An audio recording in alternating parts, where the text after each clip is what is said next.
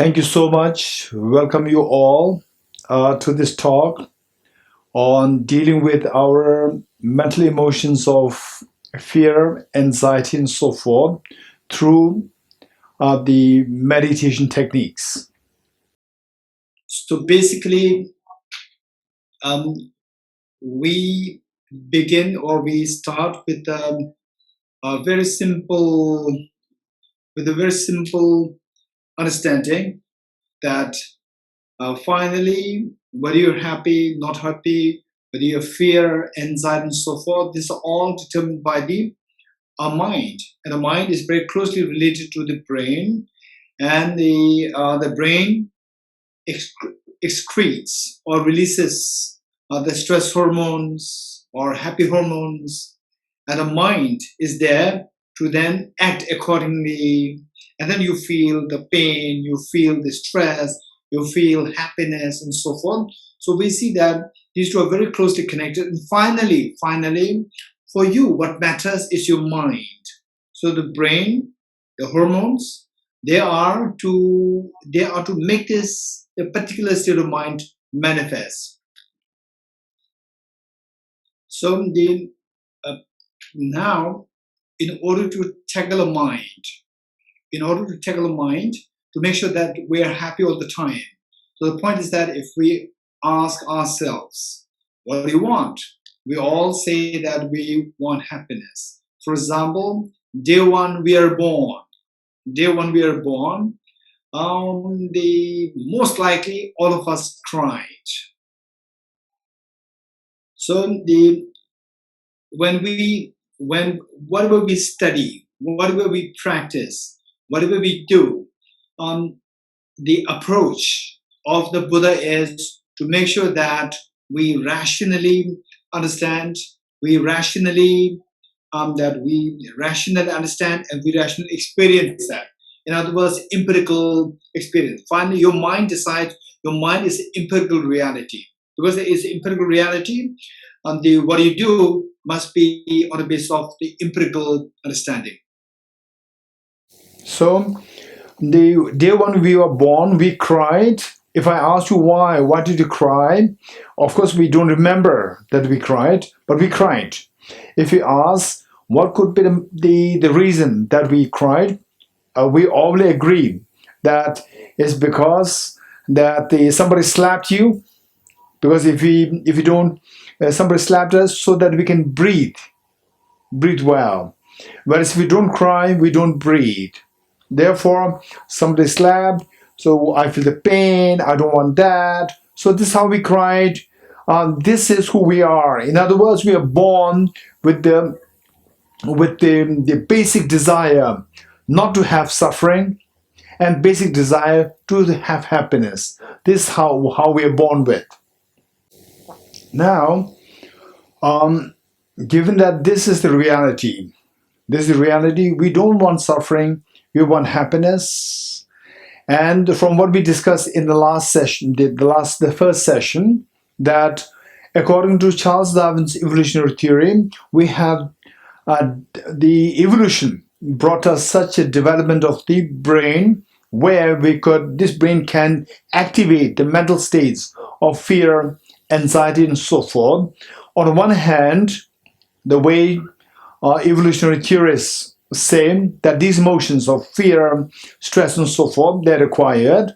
But on the other hand, these emotions can really destroy our immune system. And when the immune system's gone, our health is gone. And I'm sure that amongst the audience, and of course, this is my many years of experience with the Westerners, people from the West, that the eagerness to learn what is mind, how the mind is different from the brain. So I'm sure when I speak about the mind-brain correlationship, many of you have the question. I may ask this question: how can you speak about the mind is different from the brain? I'm sure that you have many of you have this question. If I go too much into this area, then they will not get time to go to the main topic, and then our representative, Mr. Jigmela, would not be too happy with my talk.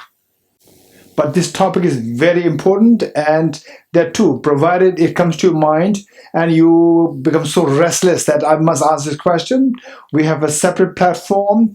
Mr. Jigmela, the representative of His Holiness the Dalai Lama in Brazil, he is very keen that we collaborate. Tibet House Delhi and Tibet House Brazil collaborate for more such programs in the future, depending on the interests taken by the audience. So I'm here. I'm going to stick to the talk as the requested, and I'm happy to hear, for example, like Teresa Horiguchi. People like Teresa coming to Tibet House Brazil very often, and then Conde there, Valentin Conde. It's very interesting. So for sure, we can have more collaborations in the future.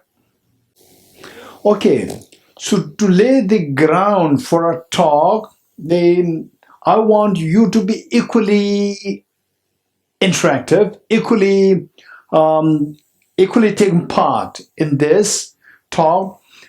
When I ask you to do something, I would really expect you to be very serious and to do accordingly, mostly thinking.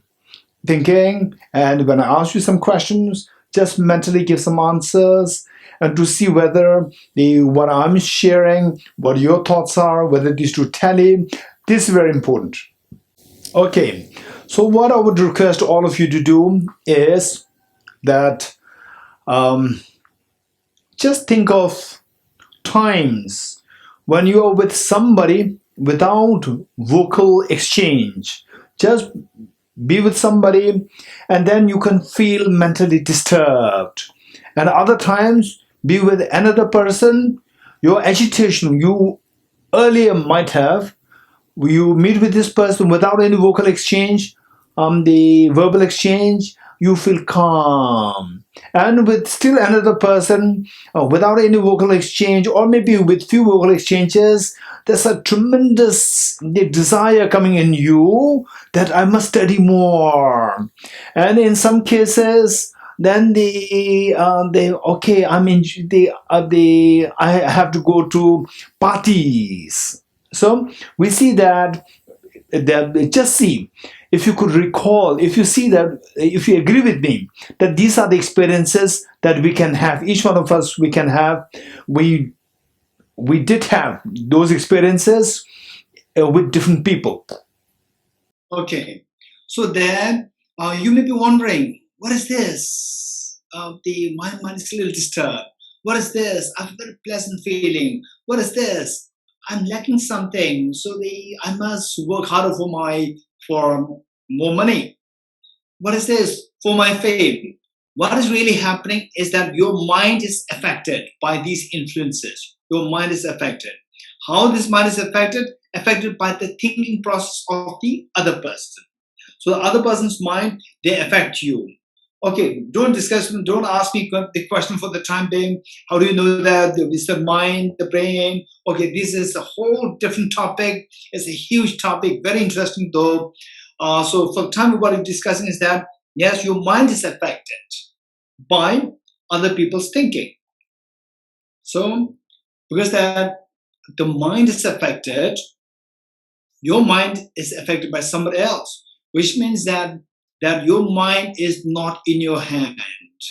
You don't have the freedom to control your mind because the environment influences your mind, and then you feel disturbed or you feel desirous of, the money, desirous of fame, or even good things like, okay, I should study more. I should go to Tibet House Brazil more. Okay, so these thoughts, they're influenced by the other's mind, so which means that our mind does not really have the freedom. Where there is no freedom, this is lack of freedom. Lack of freedom is misery. So it is for this reason the Buddha said that of all the warriors, the greatest of the warriors is the one who wins over one's own mind. Okay, so therefore now the question is, how can we win over our own mind? This is a question. This is a very serious question. No matter what others influence, no matter what others influence, how can I keep my mind calm, peaceful, without being affected by external factors? Look at what I'm doing, and if you want to join me, you join me. If not, just look at what I'm doing. Meanwhile, you have to know the concept. Okay, I'm stretching my two hands. So what I do is that the two hands come together. What happens? The sound of a clap erupted. So let us not forget this simple analogy. This is a very important analogy. Say this sound of the clap is a metaphor for all the loss of freedom, anxiety, anguish, stress, fear, and so forth. And this sound of the clap, which symbolizes the unpleasant experiences, they are the result of the two hands. One hand symbolizing external factors, and the other hand symbolizing internal factors. Now, they say if you don't want the sound of the miseries, if you don't want the sound of the miseries, if you don't want this, either we have to pull down the one hand, right hand, or pull down the left hand. You have to do one of these two. And right hand, one hand symbolizing external factors, and internal factors of the two. We have to see. Say you have to remove one of them. And external factors, how many such external factors are there to remove them? How many such external factors are there? There are innumerable external factors. And for external factors, look, for external factors, say if you're invited for a program, then if you are put in a room by yourself, you will say that I'm lonely. And then if you're put with somebody else, you will say that I have no privacy. Now, usually when I give this talk in the physical, not through online, but through physical contact, physical in hall, physical proper hall. So there I ask this question. And we do this exercise. We do this exercise about mathematical calculation. Plus minus, very simple mathematics. I do this calculation. Maybe when Valentin, you can do it. I will ask you how to do it, and then you ask this question, and then let them one or two let them give the answer, okay. And then I'll let you know. So the exercise is that first I ask everybody to do the simple mathematical calculation. Okay. So now, Valentin Conde, you have to be very careful. You have to let them do the exercise. The idea is that first you ask a question, mathematical calculation, 2 plus 2, give them time. 2 plus 2 plus 3 plus 1 plus 2 plus 3. Just give them time. And then in the end, ask them to give the answer. So this one. Yeah. So do it very slow. So I just keep adding. You give them the pace that I'm asking them. Another one is very fast. 2 plus 2 plus 2 minus 1 plus 2 plus 2 minus 1 plus 2 plus 3 minus 1 plus 2. This is very fast. One is very slow. First you do the slow and ask them what is the answer. First do the slow one. Conte, you can ask somebody to ask and let them unmute it.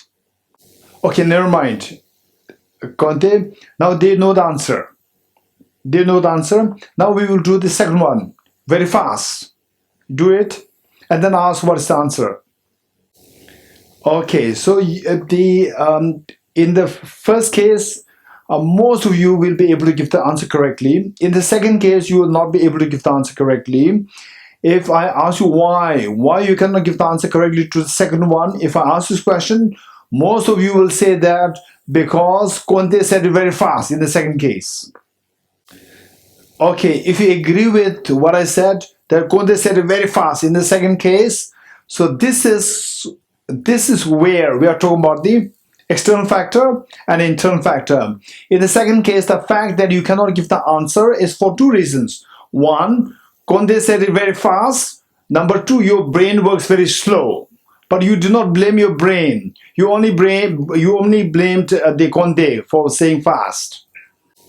Now, with this understanding, if you apply this to your family issues, to your community, to your Brazil national interest, national issues, then the international issues, these are all because we are so expert in blaming external factors. You never see inside your internal factor. Of the two hands, we are so expert in blaming the external factors, not the internal factors. Okay, so there, for example, okay, so I don't want to go into the too much into the examples, but for some examples, let's say the George Floyd protests going there, Trump could have easily said that I condemn what happened to Floyd. I condemn this. He said it, the protest would have calmed down. So he's blaming the protesters.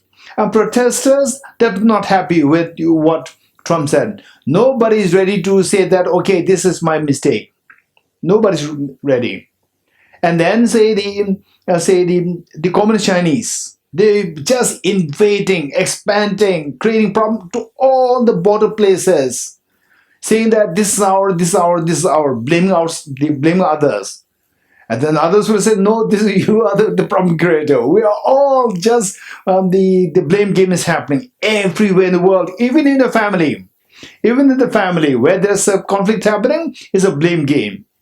So this is where, and as long as this happens, we are learning a skill whereby we come to realize that this only creates unhappiness, which we don't want. Okay. Now, I'd like to share with you 2 points. One is that if you look at our habit is always look for the external factors. For any problem that we face, we always point to the external factors. You are right. You are right. There's nothing wrong in the pointing a finger to the outside, the external factors. But why you are pointing your finger to external factors is expecting your problem should dissolve. Problem should disappear. But pointing the finger to external factors that are innumerable in number, that you cannot get rid of the external factors completely. So, simply by pointing your finger to the external factors, your problems will simply continue. The purpose will not be accomplished. Geshe, last part cut off. I see. Okay, on the same though, I like to share 2 things with you. One is that our habitual tendency to always blame the external factors. And by blaming external factors, if your problem becomes 0, that's amazing. Continue blaming external factors, no problem. The Buddha is not saying that don't do it, is sin, is bad. No. By blaming external factors, if your problems become 0, if your problems, you become freed of problems, do it. That's very good. But the reality is that blaming the external factors is just endlessly in number. If you're by yourself, you say, I'm lonely. If you're with other people, you say that I have no privacy. This is a problem. Therefore, the external factors is innumerable number, and even one factor which is otherwise conducive, even that can become unconducive, how you think. Okay, now of the two hands, we see that the external factors, however much we may blame the external factors, we cannot remove the external factors. So, internal factors, we are not even aware of the identifying this. Then always the two hands always come together. Always the sound of the miseries continue to erupt. Your miseries continue. So your miseries never come to an end. So now the wise people will think of, okay, of the two hands, external factors, it's impossible that I can get rid of this completely. But internal factors, which is inside, I can get rid of this. So now look, of the two hands, you remove the internal factor, external factor alone is left. However strong it is, no sound. Sound of the misery stops. This is the wise people's approach. Okay, so many of you, I'm sure many of you have a question, natural question coming in your mind that, yes, I agree with you, but what about the reality? Reality that if there is somebody breaking in your house, you're still going to blame your internal, not external? Okay, these are the questions. The point is that external factors, the Buddha is not saying that, okay, just ignore the external factors. This is not what the Buddha is saying. The Buddha is giving us the two measures or two approaches. One, the immediate approach and the long-term approach. Immediate approach is to stop the problems immediately, but it's not the ultimate solution. But for the long-term measure or the long-term to get into suffering completely, we have to get into the internal factors, but the immediate, take care of the external factors. Don't say that, okay, His Holiness the Dalai Lama puts it very beautifully. Say that when a mad dog comes, right? Oh, compassion, compassion, compassion. Don't say that. Run away. You're getting it? Because if you say compassion, compassion, a dog will bite you, then you'll be finished. So therefore, the point is that immediate measures and long-term measure. What I'm talking about here is a long-term measure. Immediate measure, I request each one of you to make sure that you take care of the external factors. Make sure that you are well guarded, safeguarded, that external factors cannot really take advantage of you. This is what we have to keep in mind. I'm sure this is a clarification that I must give before I move to the next point. Okay, then the next question that you have in your mind, I know, I can read your mind. Next question that you have in your mind is that, what is the internal factor? This is your question. Okay, so the internal factors, we see that they are primarily two, and then as one is like the appendage. Okay, we can make it three. Otherwise, it's two. One is the ignorance. Ignorance is one internal factor. Number two is selfishness. Two. Number three is instability of your mind. Instability, inserviceability of your mind. These are the three factors. Okay, so the first one, ignorance. How to get rid of that? How to get rid of ignorance? It is by introducing the counter force. Ignorance is like darkness. In dark, you don't see what is around you. You can bang against the wall. So you have a problem. So to get rid of this, you have to put a light. If you say, Buddha, please remove the darkness. Buddha, please remove the darkness. If you say that, if the Buddha is sitting next to you, you're unhappy. What a stupid follower.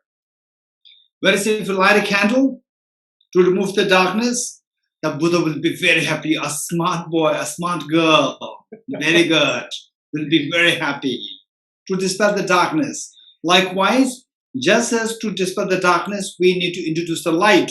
It is only through introducing the light of the wisdom that the darkness of ignorance can be eradicated. And then the second part is self-centered attitude.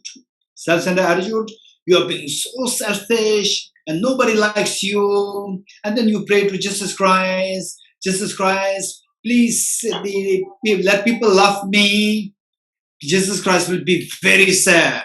Jesus Christ will teach you, look at how I do. I get rid of my selfishness and then billions of people love me. If you want love from others, remove your selfishness. This is what the Jesus Christ will teach you. So by cultivating this wisdom to then remove your miseries, this is a huge topic. Likewise, by cultivating the other cherished mind, how to cultivate this other cherished mind? How to cultivate this wisdom? What is the wisdom?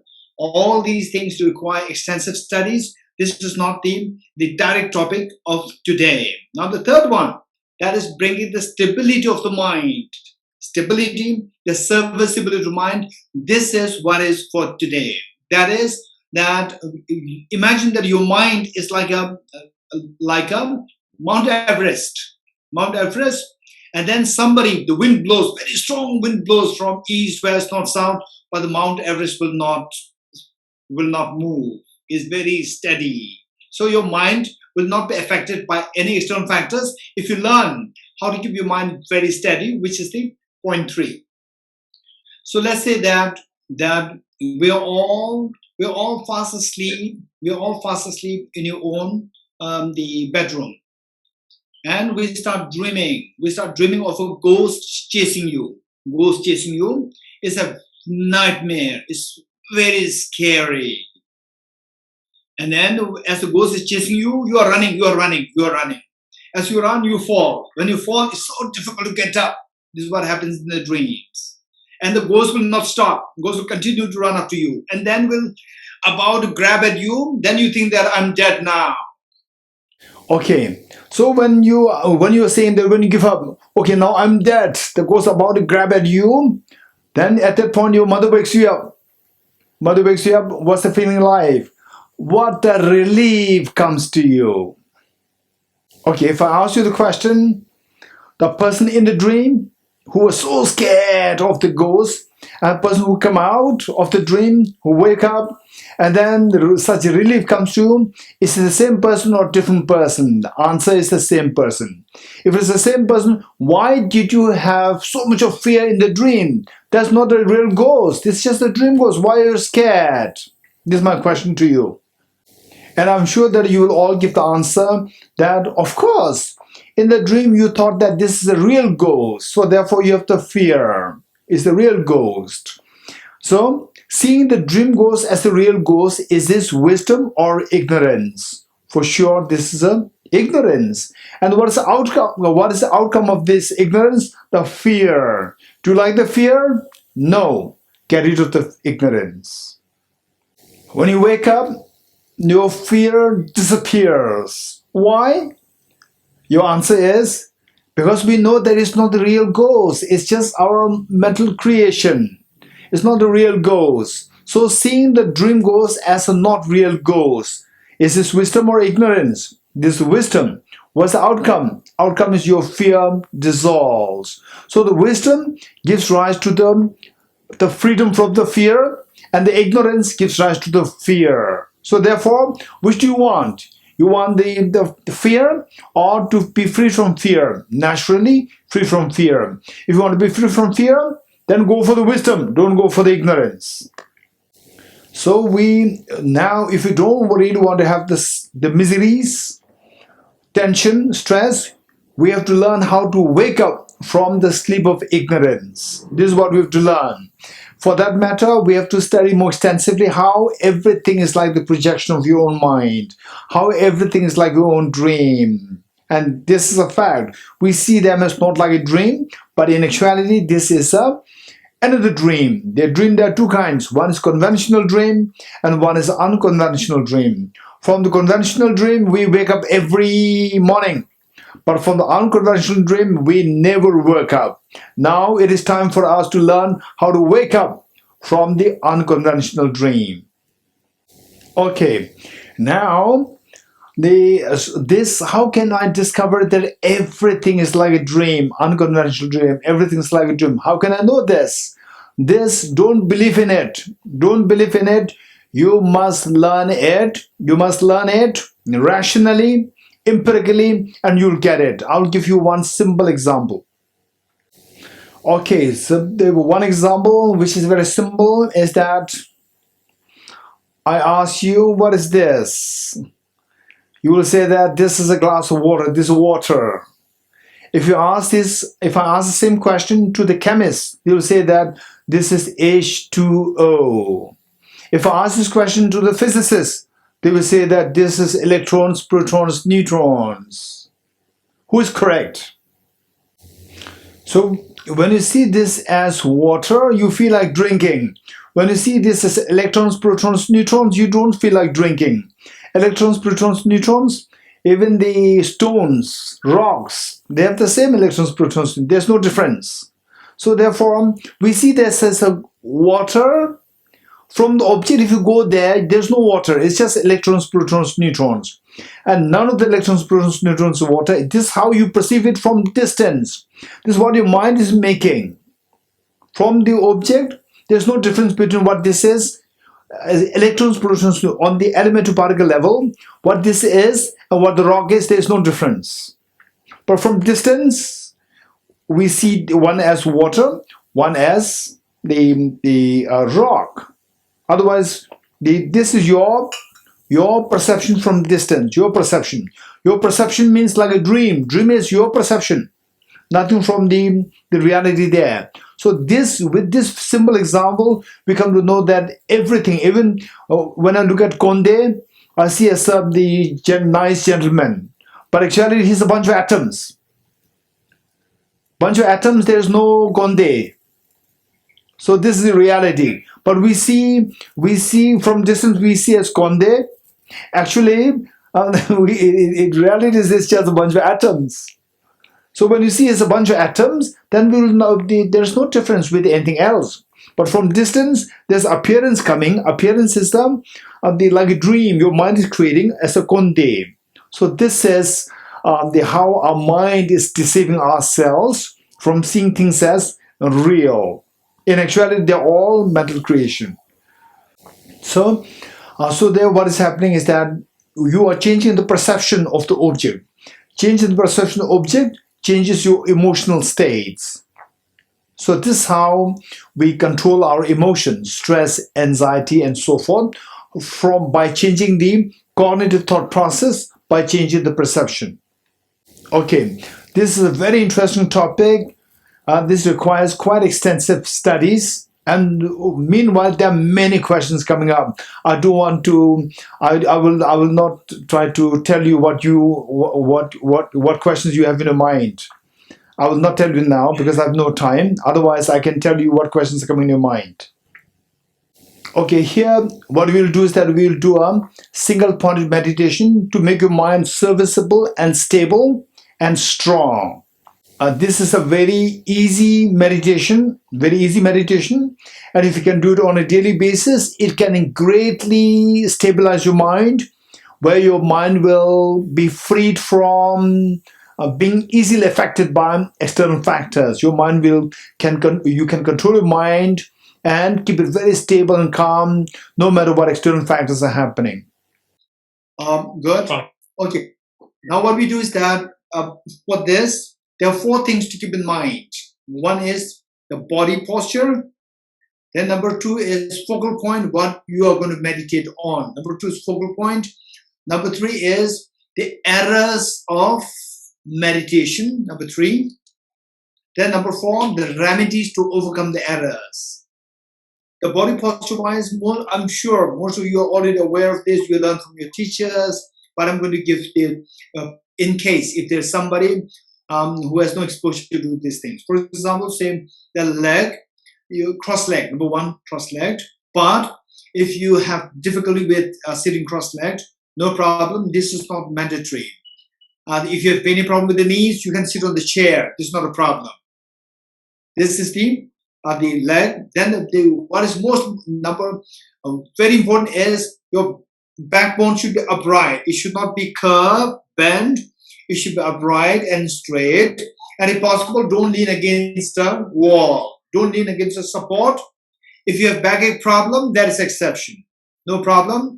So the back must be upright, not leaning against the support. Don't lean against support. Keep it straight. While your body is upright, make sure that your body is not stiff. The body should be flexible. That's very important. And then your head tilted forward a little bit. Tilted for a little bit. And then your eyes not closed. That is so important. Don't close your eyes when you're meditating. Just keep it 45 degrees half open, 45 degrees cast down. And your teeth and your lips, keep them in their natural course and breathe naturally. And then your right hand on your left hand like this. Right hand on your left hand. And two thumbs joining, forming a triangle. Place the 2 hands on your laps in a restful state. Okay, so this is your body posture. Then number 2 is focal point, what you're going to meditate on. There are so many the focal points or the objects of meditation, but we are going to do a very simple one. That is just count your breath. Breathe in, breathe out. Cycle 1, again breathe in, breathe out. Cycle 2, we are just going to count the breath. We are just going to count the breath. Okay. How many times, Geshe? Okay, so then what we do is that if you are a beginner, then do it just 21 times. 21 times each with breathing in, breathing out. Count as 1. You just keep counting it. Okay. Next point number 3 and point number 3 and point number 4. These two are so important. Point number 3 is identifying the mistakes and the errors of meditation. Errors of the mistakes of the meditation, there are two. One is mental laxity and the other one is mental excitement. Mental laxity is where your mind becomes heavy, sleepy, drowsy. Mental excitement is where your mind is scattered here and there. Number 4 is applying the remedies to overcome these two mistakes. Now, there are two remedies. One is introspection and the other one is mindfulness. Introspection, it is like, say, if you have a pet dog, you lost a pet dog. First, what you do is that you go in search of your pet dog. Where my pet dog is. Your mind, which otherwise should be meditating, this mind, when it is distracted or is sleeping, then your introspection is like looking for the pet dog, to see what your mind is doing. Once you see that your mind is distracted or your mind is sleeping, then you have to bring the pet dog back. How? By the rope. You use the rope, tie the dog with the rope and bring it back home and tie it to the pillar at home. So this rope is the metaphor for the mindfulness, the second one. The first one is introspection, which is to keep looking for the pet dog. Once you find it, then you use the rope of the mindfulness. Tie the mind with the mindfulness, bring it back, and then bring it back to the breath. This is the mindfulness. These two we have to apply when your mind is distracted or when your mind is in a lax state. Okay, so what we do is that we will just sit in this position and we will count the breath and we'll forget anything else. No distraction, no laxity. Be in the present moment, count the breath. We're going to do for 21 times. Okay, let us begin. Vamos começar.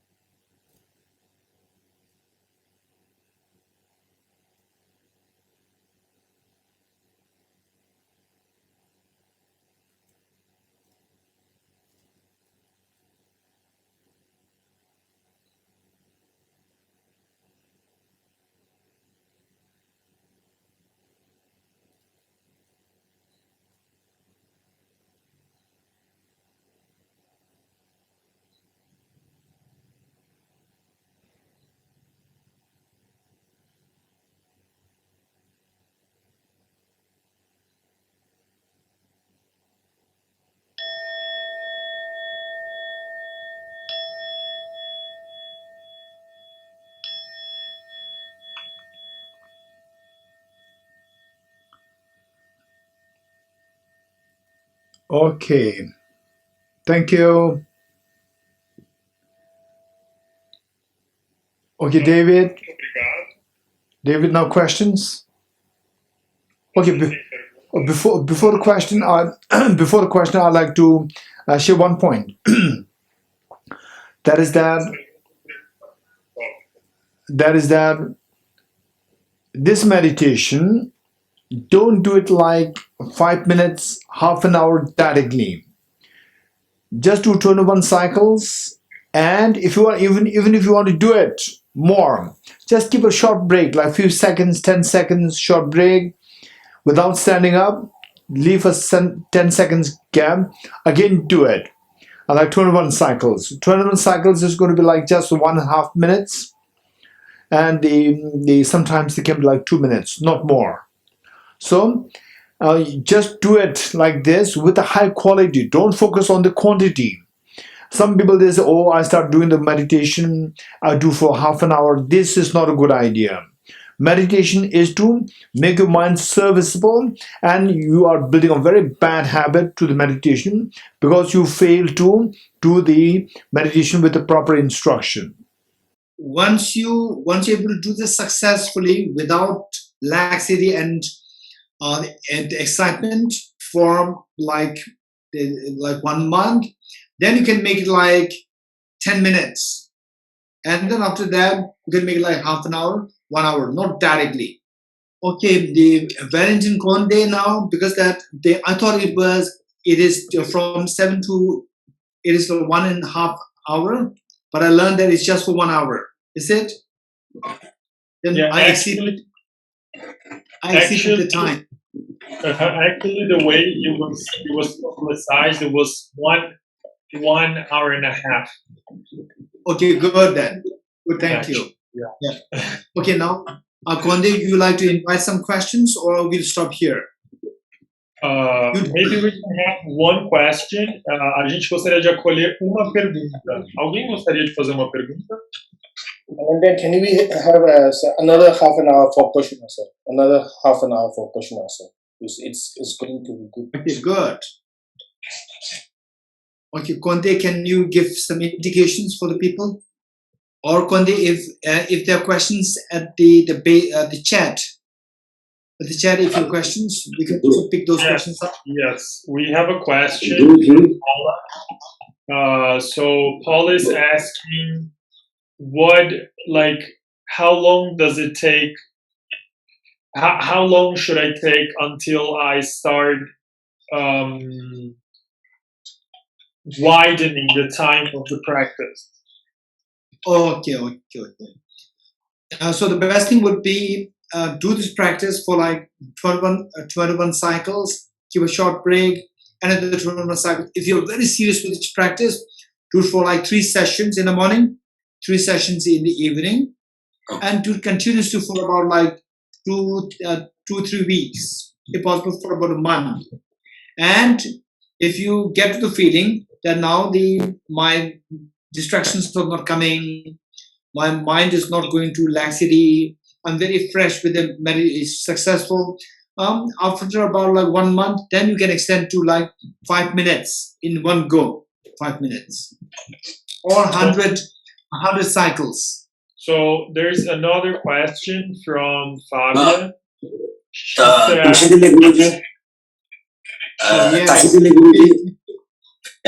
Yes, Guruji, as Guruji, what I wanted to ask you is this 21 counts. As you said, for the beginners like us, we can do it three times with 1.5 minutes or some seconds break, and then do about 3 sessions, and then again 3 sessions in the evening. That's what I heard from you. And exactly. How long does this 21 breaths, this 21 counts of breath, how long should it take for doing 21 counts? Okay, so that should be a very natural breath. Don't force your breath. Don't make it long. Don't make it short. Just let it happen naturally. Let it happen naturally. Some people, their breath is longer. Some people, breath is shorter. So they don't worry too much about that. for example, say when we do meditation for 5 minutes, for some people the count of the breath will be like 60 cycles. For other people, it can be like 100 cycles. It can differ. Don't worry. Don't worry. Just keep it very natural. This is very important. Então tem mais uma pergunta. So there's another question, Geshe, in the chat. So Fabi is asking if she's very tired, feeling exhausted, can she practice meditation in the Shavasana position, like lying down? Okay. This is okay. This is a very practical question.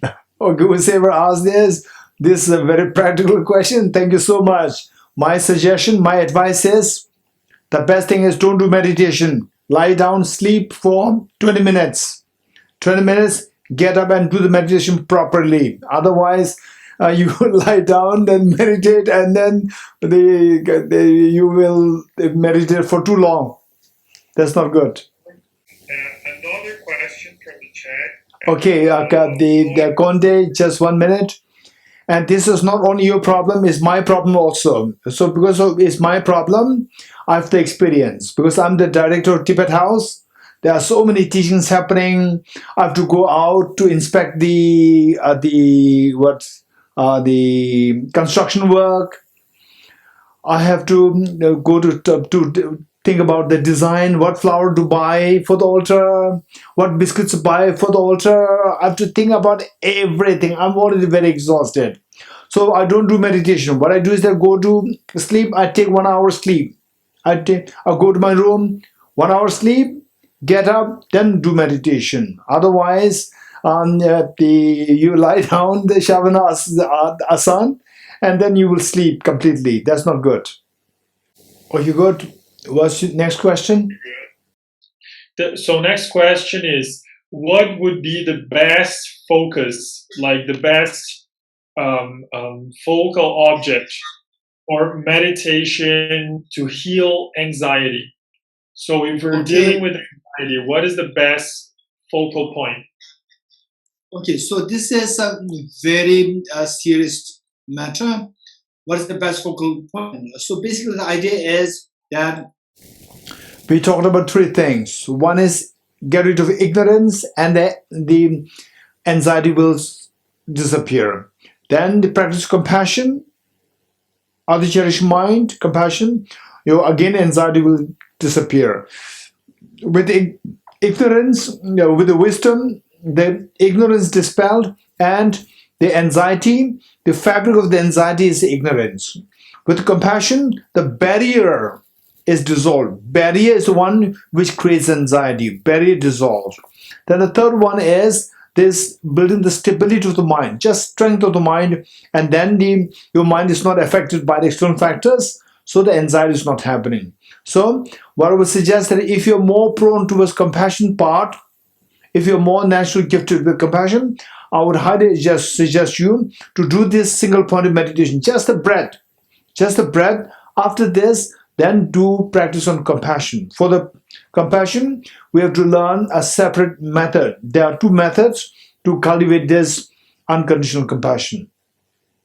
Whereas, if you're more into wisdom, if you're more into intellectual, then you have to build the wisdom. Build the wisdom, and again do the same breathing meditation for some time, and followed by the wisdom meditation. And for some people, they can do all three, one after the other. For the time being, just continue doing this the breathing meditation, and see to the effect. So next question is, I realize I have the tendency to close my eyes during practice. Is there a reason for that? Is this a part of the process? Okay, this is I'm very happy that you brought this question up. This is a very serious point. With eyes closed, particularly for the beginners, with eyes closed, beginners meaning those who have not yet gained expertise in the meditation with eyes closed, what happens is that the two mistakes of the meditation, laxity.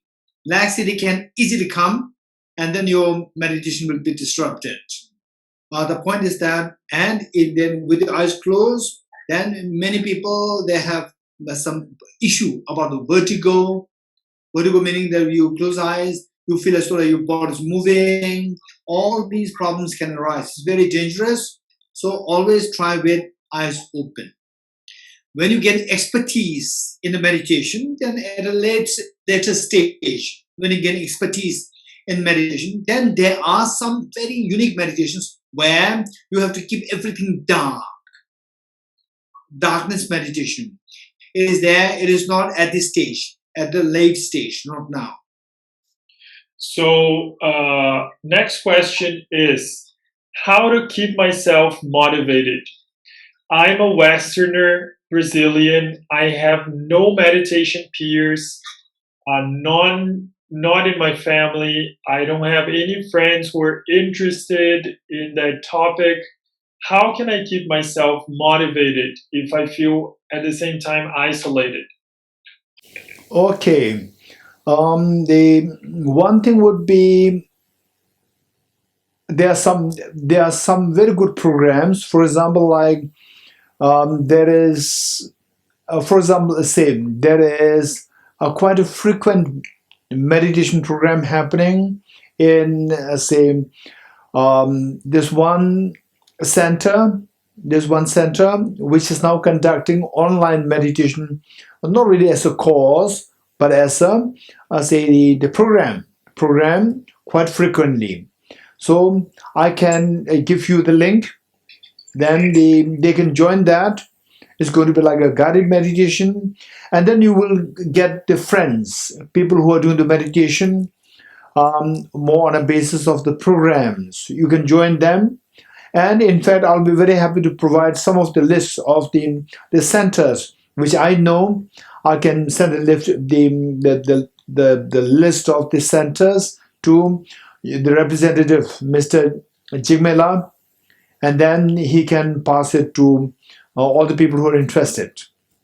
And also, if we can create some programs with Tibetos Brazil in collaboration with Tibetos Delhi. We can in Delhi we have very good programs like Nalanda Master's course, which are about like very systematic studies on these topics, meditation, so forth, for about 4 years. Then another one which is just for 1 year, and we can in fact extend this program to the Tibetos Brazil. So then you will get lots of like-minded friends. You will get like-minded friends. Oh, she's interested in meditation. He's interested in meditation. Then you will know who they are, and then you will get into the world of the meditation. And the end of the course is Nalanda Diploma course, 1 year course, which is very interesting, which does not involve very complicated technical texts. It involves direct application of the control of the emotions, meditation, so forth. These are there, and and even to translate this into Portuguese. Portuguese is not that difficult. So Conte or anybody will get a new job. Finally, the point is that with all these studies, it is to make you a happy person. This is important. Let us not forget this. It is not for you to become somebody else. You to become a happy person. Only if you're happy, you can then export your happiness to your family. You can export this happiness to your colleagues at the workplace. So your happiness is more important than say the becoming something from other religions. That is not important. The most important thing is that you should become happy. This is the most important thing. So our next question is, how can I assess my stability? How can I evaluate my own stability? Would it be by the number of times I get distracted? So how can I assess myself? Okay. This is a very good question. So for this, the best thing is start doing the practice, and say that within a span of say like 21 cycles, 3 times in the morning. So there, if you feel if your mind feels the light, if your mind feels light and happy at the end of the meditation, and then you feel a sense of that I've done something, then which means that you're improving. And then the next time you feel like doing it, so this the enthusiasm, the eagerness to do that, when that keeps flaring, when that is sustained, which means that you are doing a good job, number one. Then most importantly, experientially you could feel that. Okay, now my mental distraction is going down, and then I'm more focused. This you can experientially feel it. Yeah. And then I talked about the Nalanda diploma course. So there are many courses in the name of Nalanda from the different institutions. So what we are doing is known as Nalanda diploma course, undertaking of Tibet House, Delhi. It is not necessary that you have to do it from Tibet House, Delhi. You can do it from anywhere else which you feel comfortable, which you feel happy about. So, Geshe-la, the last question. Is it okay for you? Yes. Okay. So Daniel is asking about his body feeling. So during the practice, when he is trying to relax, he feels his body like pending from one side to another. He feels a little bit kind of like tilting to the side.